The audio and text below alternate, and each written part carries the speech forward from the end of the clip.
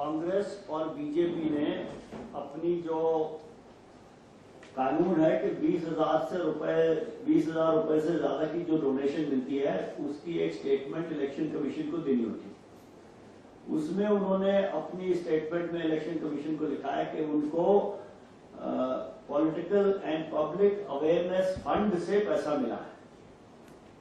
तो वो electoral trust नहीं है, वो एक फंड है, political and public awareness fund. वो किसका है बताता हूँ। तो हमने ढूंढना शुरू किया कि वो किसका है, जो सवाल प्रोफेसर शास्त्री पूछ रहे हैं। पता ये लगा कि वो फंड बनाया है 3 कंपनियों ने, जिनका नाम है सेसागोआ, मैल्को और स्टरलाइट। ये तीनों कंपनियों की वेबसाइट पे उनकी एनुअल रिपोर्ट में ये लिखा है कि ये वेदांता की होली ओन सब्सिडरी है।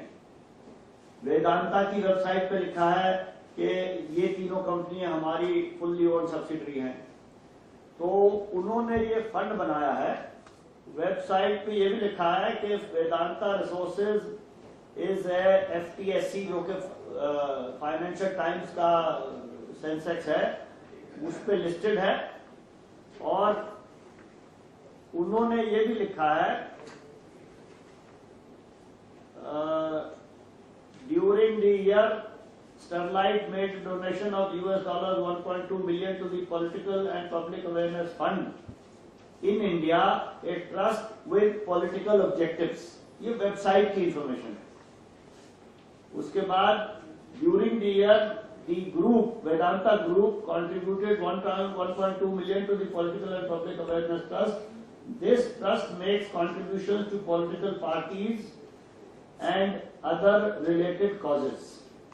तो सवाल यह है कि कंपनियां इंडिया में रजिस्टर्ड हैं, उनकी जो होल्डिंग कंपनी है 100% होल्डिंग, वो इंग्लैंड में रजिस्टर्ड है। और पॉलिटिकल पार्टियों ने, कांग्रेस और बीजेपी ने अपनी स्टेटमेंट में लिख के दिया है कि उनको इस फंड से पैसा मिला है। इन कंपनियों ने अपनी बैलेंस शीट में लिखा है कि हमने एक पार्टी को पैसा मिला है। पैसा मिला है, उसके बारे में कोई शंका नहीं है, कोई सवाल भी नहीं है। सवाल यह है कि क्या वो पैसा लोकल है या विदेशी पैसा है, उसको कंट्रोल कौन करता है। कानून में, लॉ में एक एक्सप्रेशन आता है लिफ्टिंग द कॉर्पोरेट वेल, कि कंपनी के मालिक तो हो गए बोर्ड ऑफ डायरेक्टर्स, उनके पीछे कौन है। वो जो एक पुरानी फिल्म का गाना था ना, पर्दे के पीछे क्या है, तो पर्दे के पीछे ये पता लगा कि वेदांता है। क्योंकि वेदांता एक विदेशी ग्रुप है, इसलिए ये हाईकोर्ट में केस दायर है कि ये विदेशी ग्रुप से इन्होंने पैसे लिए हैं जो FCRA के खिलाफ है, और उसमें जांच होनी चाहिए और आगे कार्रवाई होनी चाहिए।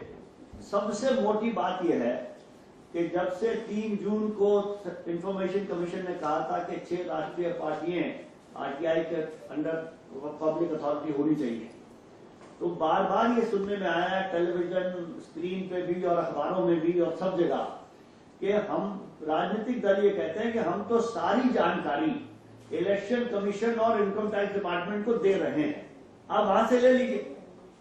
तो जो जानकारी इनकम टैक्स डिपार्टमेंट और इलेक्शन कमीशन से मिलती है उसको हमने पूरी तरह छान मारा। उसमें 75% इनकी जो आमदनी है उसके बारे में कोई सूचना नहीं। अब ये देखना है कि RTI की जरूरत है कि नहीं।